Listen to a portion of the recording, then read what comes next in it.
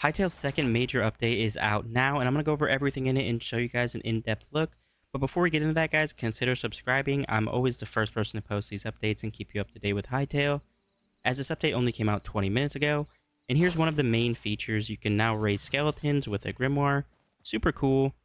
How this works is you just need piles of skulls, which are things you can collect. Then you need a grimoire of kindled embers. This drops from any Praetorian skeleton. If you kill him, you'll get one guaranteed. And then just take any of the skulls you've had with you and use the book on them, and it'll raise them depending on how many you have. If you have 5 books, it'll raise 5. If you have 1, it'll raise 1. Super cool. Next, actually, I think they made it apparently to where if you just build up a bunch and you're fighting some enemies, they will eventually start throwing rocks at you. I don't know if this is only living NPCs or the dead ones, but that is supposedly in the features.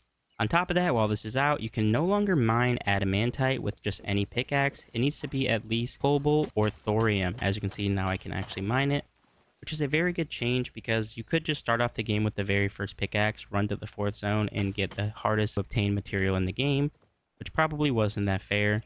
On top of that, there's new face accessories for your character, as well as a bunch of new mouths, which won't be out until the update officially comes out tomorrow at noon, but it's still available to look at in the pre-release. There is a orc mouth, there's a vampire mouth, and there is a uwu cute mouth.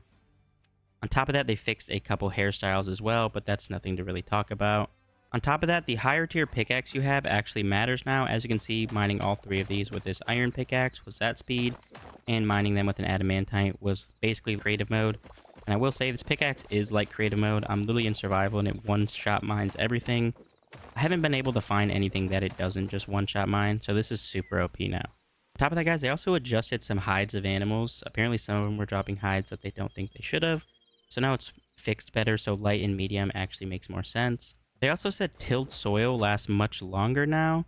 But on top of that, they mentioned that eternal seeds can no longer be broken with weapon damage, because I guess people were swinging their swords near their seeds, and they were breaking the actual plants.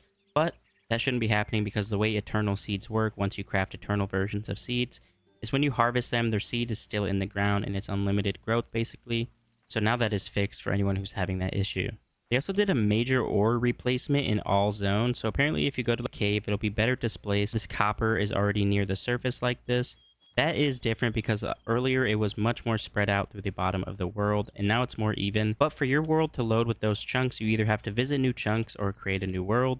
They also improved the ores in different biomes. Now there's more of certain ores in certain biomes, and they balanced it out so every biome is worth going to for X amount of ores.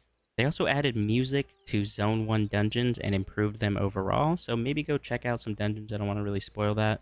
Now, as you can see on the left side, if I have armor equipped, but I don't want it showing so you can see my lovely Anakin Skywalker avatar, you could just toggle it off in your inventory.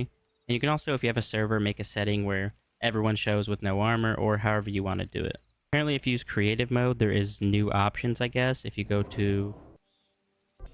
I don't really know how this one works, but apparently there is new world options in the hub, but I'm not really sure how to get them actually working.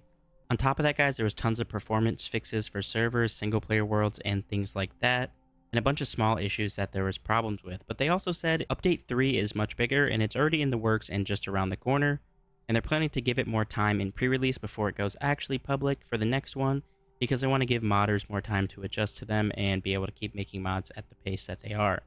So if you guys enjoyed this video, subscribe. Bye!